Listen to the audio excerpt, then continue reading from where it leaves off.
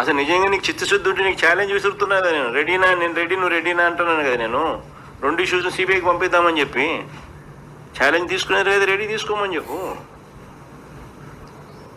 That is what we been calling for. మన తరపు నుంచి కూడా మన ఎంపీలతో రిప్రజెంటేషన్ ఆల్రెడీ పంపించినాము. ఆంధ్ర డిఎస్సిలో అవకతవకలు జరిగినవి అనేది పచ్చి నిజం. స్పోర్ట్స్ కోటా సీట్లను అప్పనంగా బహిరంగ మార్కెట్లో అమ్ముకున్నారు. ఒక అభ్యర్థిని దగ్గర 14 లక్షల రూపాయలు తీసుకొని ఉద్యోగం ఇవ్వకపోతే ఆమె కంప్లైంట్ చేసింది, నాకు ఉద్యోగం ఇప్పించలేదు అని. ఆమెకి మరో డిపార్ట్మెంట్లో ఉద్యోగం ఇప్పిస్తామంటూ మభ్యపెడుతూ వస్తూ ఉన్నారు.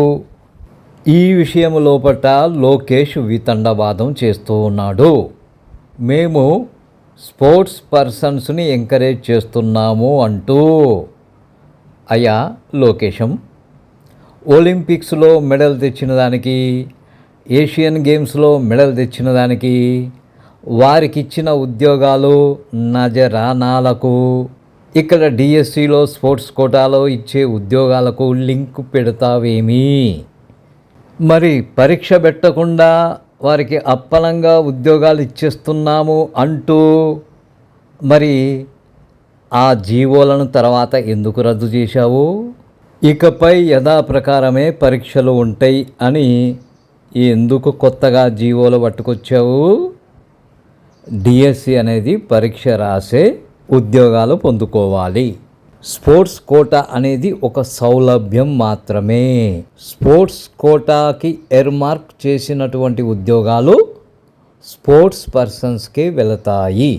అంతవరకే వారికి ఉన్న ఆ సౌలభ్యం, అంతేగాని అమ్ముకోవడానికి కాదు. ఇప్పటికైతే మీరు బహిరంగ మార్కెట్లో 14 లక్షలు మొదలుకొని అమ్మేసుకున్నారు ఒక్కో ఉద్యోగాన్ని. ఇది బహిరంగ సత్యం. పేపర్ లీక్ అయిన అనుమానం కూడా ఉంది. ఇకపై యథాప్రకారం పరీక్షలు ఉంటాయి అంటున్నావంటే ఇక ముందుకు పేపర్లు అమ్ముకుంటావేమో. ఆంధ్రాలో జెన్జీ ఇంకా మేల్కొన్నట్టు కనిపించడం లేదు. లేకపోతే ఈ పాటికి లోకేశం ఇంటికి పోయేటోడు.